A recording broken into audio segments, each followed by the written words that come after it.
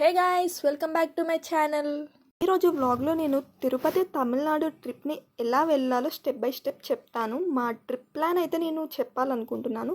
మన సబ్స్క్రైబర్స్ చాలామంది అడుగుతున్నారు, ఆల్సో మా ఫ్రెండ్స్ అండ్ ఫ్యామిలీ కూడా చాలామంది అడుగుతున్నారు. సో నేను ఈ ట్రిప్ డీటెయిల్స్ అయితే షేర్ చేస్తున్నాను.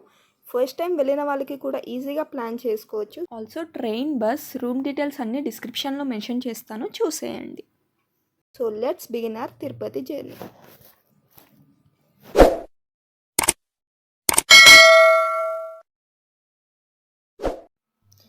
సో ఇప్పుడు మేము డే 1 వచ్చేసి తిరుపతి దర్శనం. మేము ప్రీవియస్ నైట్ వెంకటాద్రి ఎక్స్ప్రెస్ నుంచి స్టార్ట్ అయ్యి నెక్స్ట్ డే మార్నింగ్ అన్నీ కంప్లీట్ చేసుకొని ఈవినింగ్ 4 o'clockకి దర్శనం టైమింగ్ అయితే ఉంది.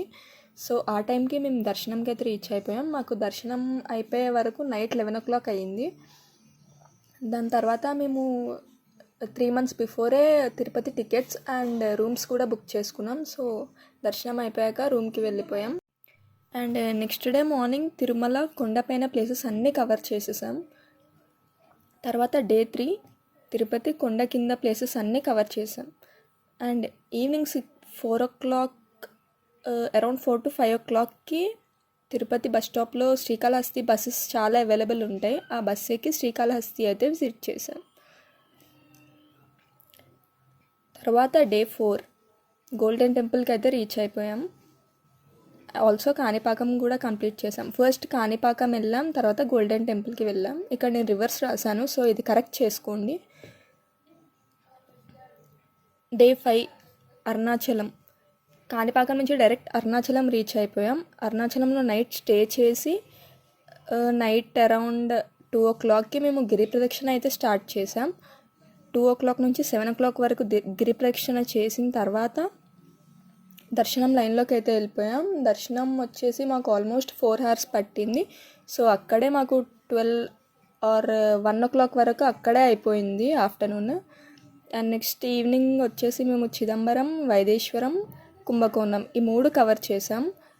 నైట్ వెళ్ళే వరకు కుంభకోణం క్లోజ్ అయిపోయింది. సో మీరు తమిళనాడులో టెంపుల్ టైమింగ్స్ అయితే 9 o'clock వరకే ఉంటాయి కాబట్టి ఆఫ్టర్నూన్ 12 లోపు అండ్ నైట్ 9 o'clock లోపే మీరు టెంపుల్స్కి రీచ్ అవ్వడానికి ట్రై చేయండి. సో మేము ఇది ఒకటి మిస్ అయిపోయాం. నెక్స్ట్ మళ్ళీ కుంభకోణం టు తంజావూరు వెళ్ళాం. తంజావూరులో నైట్ స్టే అయితే ఉన్నాం. డే 6 తంజావూరు దర్శనం మార్నింగ్ 6 o'clockకే స్టార్ట్ అయ్యింది. అండ్ ఆల్సో దర్శనం అయిపోయే వరకు 7-8 o'clock వరకు అక్కడే ఉన్నాం. నెక్స్ట్ 10 o'clockకి శ్రీరంగంకి రీచ్ అయిపోయాం. శ్రీరంగం నుంచి 1 kilometerలోనే జంబుకేశ్వర్ టెంపుల్ ఉంటుంది. జంబుకేశ్వర్లో చాలా రష్ ఉండే. మేము వెళ్ళింది శ్రావణ మాసం, తమిళనాడులో శ్రావణ మాసం కాబట్టి టెంపుల్స్ అనేవి చాలా రష్ ఉన్నాయి. సో మీరు నెక్స్ట్ టైం వెళ్ళేటప్పుడు జూలైలో అయితే ప్లాన్ చేసుకోకండి, అన్ని టెంపుల్స్ రష్ ఉన్నాయి. సో ఇక్కడే మాకు 2-3 hours పడుతుంది ఒక్కొక్క టెంపుల్లో. నెక్స్ట్ మేము 1 o'clockకి లంచ్ చేసి కోయంబత్తూర్కి అయితే స్టార్ట్ అయ్యాం. కోయంబత్తూర్కి వెళ్ళే వరకు ఈవినింగ్ 7 o'clock అయిపోయింది. అప్పుడే లేజర్ షో స్టార్ట్ అయింది. సో లక్కీగా మేము లేజర్ షోకి అయితే అటెండ్ అయ్యాము. నెక్స్ట్ డే కోయంబత్తూర్లోనే స్టే చేసి కోయంబత్తూర్లో నెక్స్ట్ డే మార్నింగే విజిట్ చేసాము. So night laser show and morning ఇలా ప్లాన్ చేసుకోండి. మార్నింగ్ అండ్ నైట్ రెండు కలిసి ఎక్స్పీరియన్స్ చేస్తేనే కోయంబత్తూర్ అయితే చాలా బాగుంటుంది. సో కోయంబత్తూర్ మార్నింగ్ వ్యూ కూడా చాలా చాలా బాగుంది. లేజర్ షో కూడా అస్సలు మిస్ అవ్వకండి. కోయంబత్తూర్ మార్నింగ్ అయిపోయిన తర్వాత 8 o'clockకి స్టార్ట్ అయ్యి మళ్ళీ మేము పళనికి రీచ్ అయిపోయాం. పళనికి రీచ్ అయ్యే వరకు టైం అరౌండ్ 11:30-12 o'clock అయ్యింది. సో మళ్ళీ దర్శనం అయ్యే వరకు మాకైతే యాక్చువల్లీ కింద నుంచి కొండపైకి వెళ్ళడానికి ట్రైన్స్ అవైలబుల్ ఉంటాయి. ట్రైన్కి చాలా రష్ ఉంది. సో మేము స్టెప్స్తో వెళ్ళాం. స్టెప్స్ ఎక్కడానికి 1/2 hour పట్టింది.